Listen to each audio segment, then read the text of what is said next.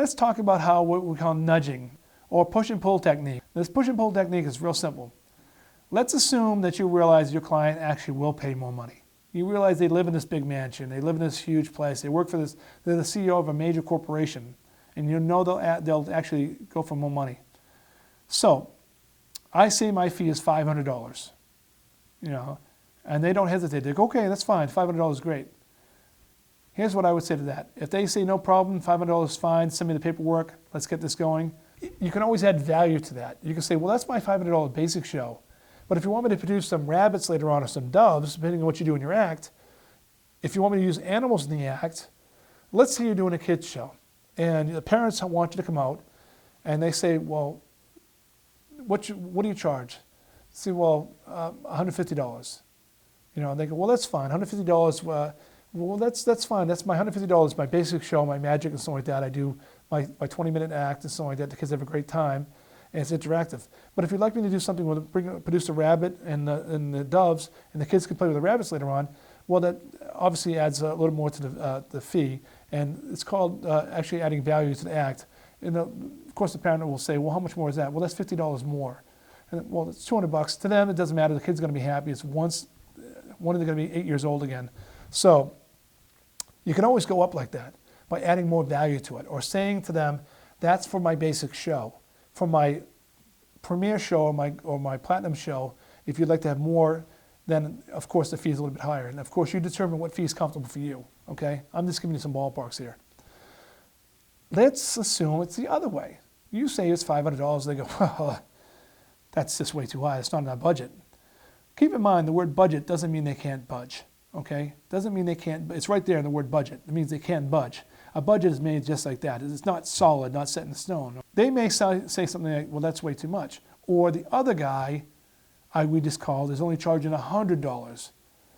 If they do say $500 is way too much, you go, well, again, that was for my gold act, my platinum act. I can also offer you my silver act, and that's only $400 right there. And they go, well, so that's a little too high for us also. Well, that's our silver act. If you want my bronze act, which is one of my premier acts we can do, I can provide that for $350, but that's probably the lowest I can go. You see, my point is that you can chisel away without losing value for yourself. You can cut back, keeping within a margin, but never losing value, never going below your set level. Let's assume you wanted $350 in the first place. Well, remember, you're not losing out anyways. You're already right where you want to be. So you're not losing out anywhere, but you want to shoot high and be able to retract. Shoot high, and if they accept it, push forward, okay? Ask for a little more in a nice way. If they say to you, $500, oh, that's fine.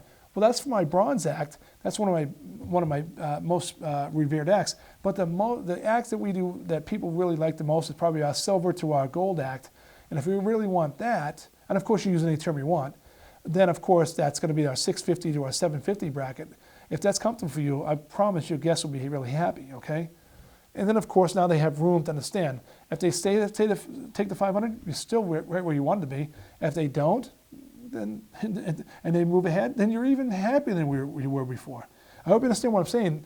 If they don't show any sort of negative reaction to your fee, if they don't go, oh my goodness, and react like that in a negative way, and they go, let's do this thing, then try to push for a little more money. Remember, it can't hurt to ask for a little more. Ask equals get. Remember, I told you that earlier. If they show a negative interest in that amount of money that's way too high, retract and go back to your 3 levels, your 3 different plans that you have to choose from. Remember the rules of 3s. Give them 3 choices, and they're going to take one of them. Okay? Give them 10 choices, they're not going to take any. 3 choices, they'll always take 1. On fees, for the last point, you can also do one other thing that's not done very often, but I've done it and use it quite often. You can barter. Now, for young folks out there, bartering is a very old term, but it's been around for hundreds of years. It simply means that you'll trade one service for the other. Let's assume that you want to work at you want to do as a gym, for example. You want to get a gym membership, and the owner of the gym has a company party. Say, well, listen, I'll tell you what I'll do for you. I know you don't have a lot of fee for this right here, but why don't I do my hours show? I'll do my Sterling Magic for your party. Produce your engagement ring for your girlfriend magically, and you give me 6 months or a year's worth of membership for the gym.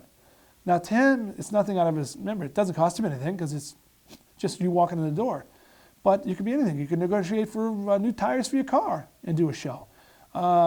Negotiate for a variety of things. I've negotiated a lot of things in my show. I've got a lot of beautiful things in the past.